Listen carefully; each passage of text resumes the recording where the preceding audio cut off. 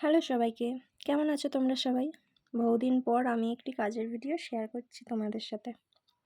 এই পাঞ্জাবিটি যার জন্য তৈরি করা হয়েছে তার এই সাইজটা বড় হয়েছিল, তাই এটা তারা নেননি, যার কারণে বাড়িতেই পড়েছিল।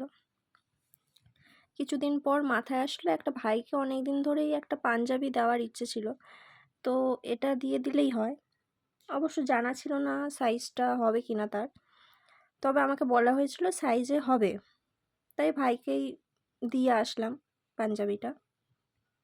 এই প্রথম সাদা পাঞ্জাবির মধ্যে লাল রঙের কাজ করলাম। আমার বরাবরই সাদা লালের কম্বিনেশন খুব পছন্দের, তাই এটা আমি আমার পছন্দ মতো তৈরি করেছি।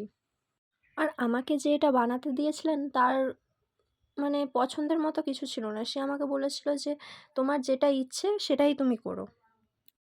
অবশ্য ডিজাইনটা আমি কপি করেই করেছি, তবে কিছু কিছু জায়গায় কিছুটা অন্যরকম করার চেষ্টা করেছি নিজের মতো করে।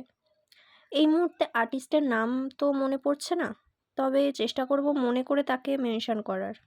কলকাগুলো নিজের মতো করে করার চেষ্টা করলেও প্যাটার্নটা আমি সেই আর্টিস্টের করা ডিজাইনের মতোই রেখেছি।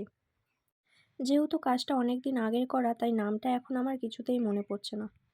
সত্যি কিছু কিছু আর্টিস্ট আছেন যাদের হাতের কাজ সত্যি খুব প্রশংসনীয়। তাদের কাজ দেখলেই মন ভরে যায়। তাদের মধ্যে যেন স্বয়ং মা সরস্বতীর বাস। কী জাদু তাদের হাতের ছোঁয়ায়! তাই তাদের কাজ দেখে সব সময় আমি ইন্সপায়ার্ড হই। আর তাদের কাজ কপি করে তাদের মেনশন না করতে পারলে সত্যি খুব খারাপ লাগবে। এই কাজটা আমি একটু হেভি ওয়ার্কের মধ্যেই করতে চেয়েছিলাম।